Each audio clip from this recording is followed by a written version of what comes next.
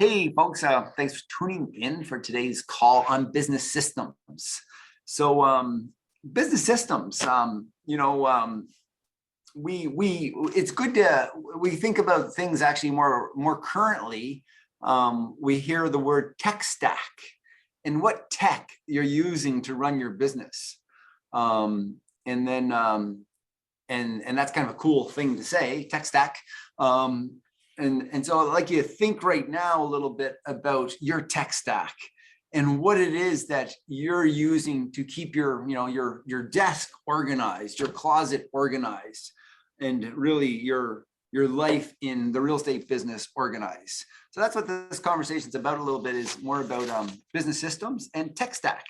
So before hitting the record button today, we talked a little bit about a quote by Tony Robbins: "Why live an ordinary life when you can live an extraordinary one?" So with real estate and real estate sales, or really any sales job, we have the opportunity to write our own paycheck. And so, but what keeps us, but we really don't have a boss. So you're your own boss, or what's really the boss of you is really your goals. And so we talked a little bit in past about preparing for 2023 and business planning.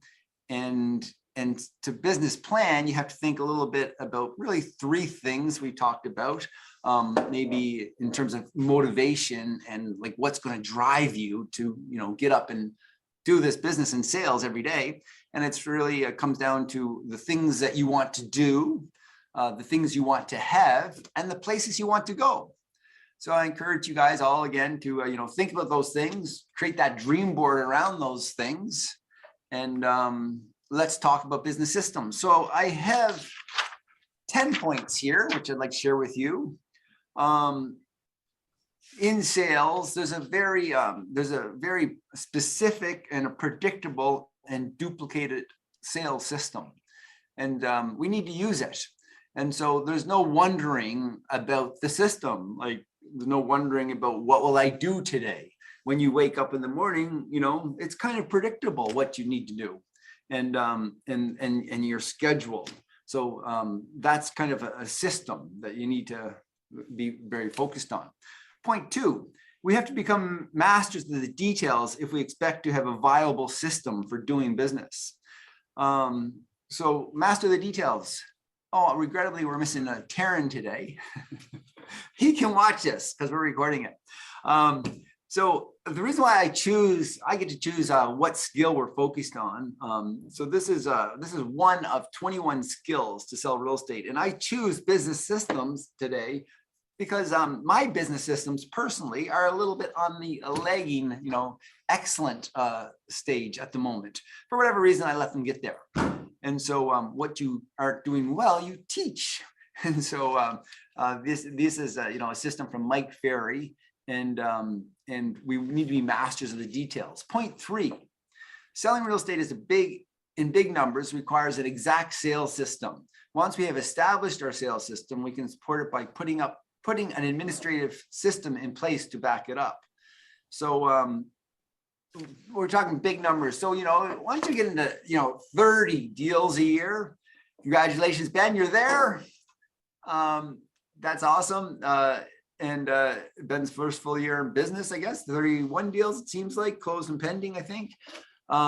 So once you're kind of at that number, you're doing 30 deals, you kind of start to think about 40 and 50 and 70, you're going to get there, 75, 100 deals. And so, so you have to really think about the sales system and what's supporting that.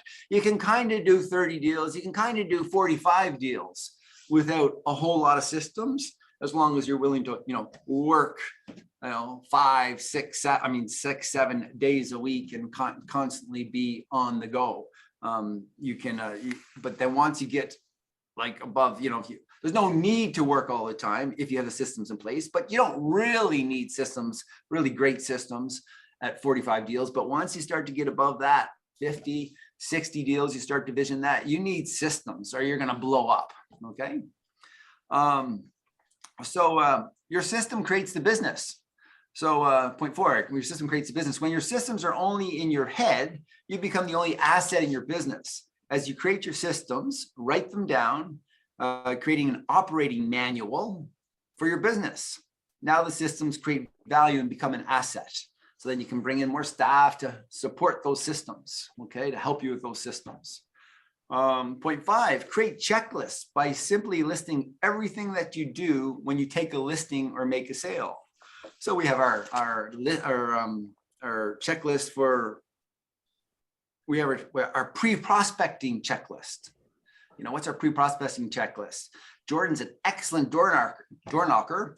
And so he's like thinking of the community he's hitting, and he's thinking about where he's going, the streets he's hitting. On these days, -16, he's thinking about that potential coffee shop or how many doors or hours he'll work before he hits home for a hot shower.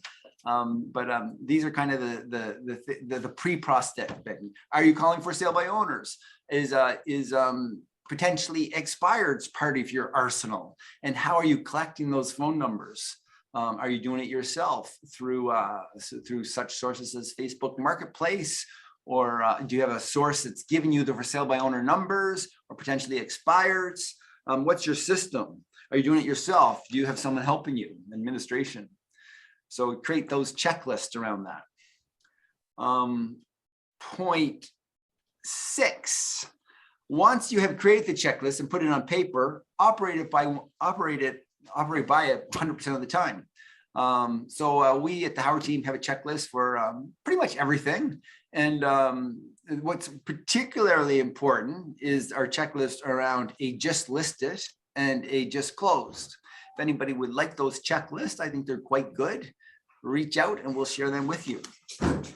Point 7, remember, having systems in place takes the stress out of the transaction and creates a better environment for your buyers and sellers. So, you know, what our ultimate goal is to create a good service for our buyers and sellers. And so, and repeatable service. So one of our systems that we've implemented that we never forget to do is once we put a property under contract, particularly sellers, and there's a condition date of 10 business days for financing and property inspection, that seller automatically, without doubt, gets 10 donuts or potentially 10 cookies so from our supplier, which is just automatic. The systems are just, they work that well. And because of that, we're constantly getting great referrals and, you know, good reviews. And that simple little nice touch. And it's a system that makes us able to do that. Point next. We always constantly want to look out for ways to improve your systems. How do you improve your systems? Well, ask your clients for feedback on your service and be genuinely accepting of that. Asking your staff to critique your systems. Point 9, you guys, this is going really well. Point 9, we have 2 more points. Systems and delegation go hand in hand. Some thoughts on delegation. By delegating, you give yourself the gift of time. So let's see, who can I pick on here?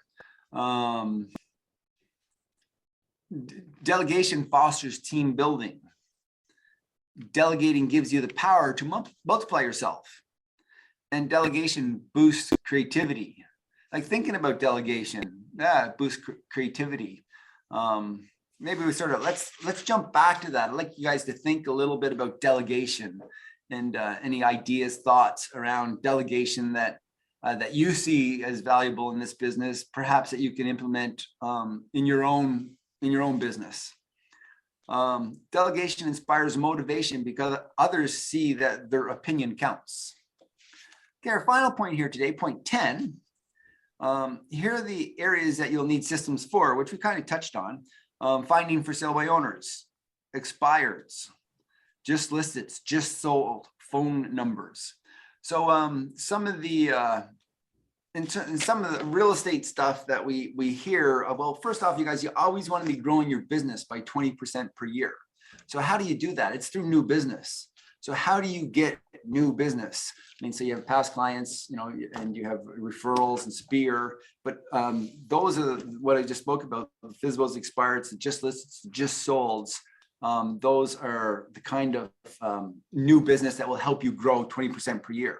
So when you hear those agents that say, oh, you know, all my business is spear and referral, and I'll frequently hear about it from guys who've been in business 5, 10, 20 years like myself. And, you know, it always gives me the little heebie-jeebies when I hear that. Like they're so comfortable doing 60 deals a year or whatever number of deals they're doing, and they're not growing, they're not increasing 20%. Okay, so my coach, longtime coach, Mike Ferry, was always encouraging us to continue to grow in this business. And so, you know, as a newer agent, Moji, that's who you're going to be, you know, where are you going to get your business from? Well, you can wait for the phone to ring, or you can pick up the phone or door knock around those just lists, just solds, and for sale by owners. So you're going to need systems about working past clients and centers of influence. So one of the long-time systems that, you know, I've had personally was my past clients and centers of influence would get a phone call from me four times a year, every 90 days. Okay, so I use a phone dialer. It's part of my system. I use Mojo Cells. And I say, okay, if I haven't called them in the last 90 days, like boom, it just calls them. Okay. And so it's a really great system that works. Other systems we use is we send out newsletters to our past clients, sometimes as much as 12 times a year. This is snail mail newsletter. And sometimes currently we're doing it 4 times a year plus a Christmas calendar. And then we send out 2 emails per month. One is early in the month is around, hey, what's happened last month? A little real estate update. Maybe attach some just listed or just solds, for example. And then the next in the middle of the month tends to be more around a coming soon or just listed or just sold as well, to past clients and center of influence. So you need systems around your listing property and servicing listings. So again, I have those 2 checklists. We follow them, and that creates a system, and it's no brain power. Closing follow-up. So, you know, again, a listing around closing. So is you know, what happens 1 week prior to closing? What happens the day prior to closing? What happens on closing? What happens the day after closing?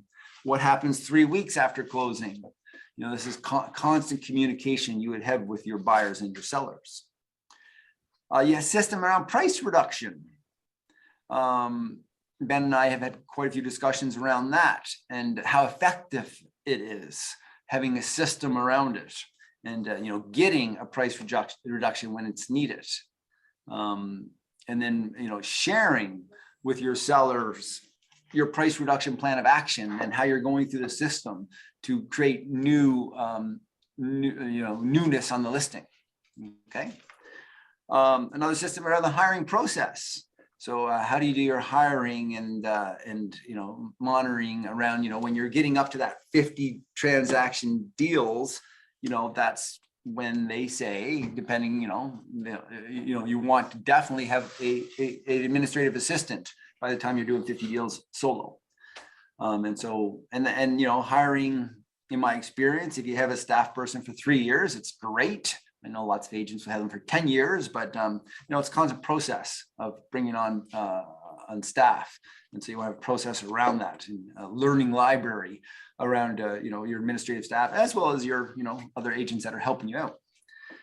And then finally, the point I wrote is a system for keeping track of your systems. So we use the Google Drive extensively, and you know, just you personally, what are you using to keep track of, you know, your leads, your weekly, you know, hot somebodies, we call them, or whatever you want to call them. Like someone might transact in the next, for example, 30 days. You should have that, you know, possibly on a cue card. That's what I used for years. The cue card is part of my system in my pocket. You know, I'd have the, well, I might have just one name on there, and phone number and what they're looking for. And, you know, I never carry more than maybe 12 or 13 of those at a time, like good leads that would be closing in the next, that would be willing to transact in the next 30 days. And I just kind of have them in my pocket at all times. Okay. So those are some systems we talk about. I mean, currently, this is my system. I showed it you before. So it's, you know, where I'm making my contacts each day. This is my more typical style of book, and I'll make it my own by, you know, customizing it. But that's it. To me, it works really well. The system of basic, you know, there I list the date, and I have my the contacts I've made, the appointments I set, and then notes for the day. This was Saturday. That was the Saturday previous to this Saturday, because last Saturday I was snow cutting at Sunshine Meadows, which was awesome. So right, that's a little bit on systems. I'm just going to hit the unrecord button. Thank you for tuning in, and let's have a little discussion around that, but we won't record it. Thanks so much for listening.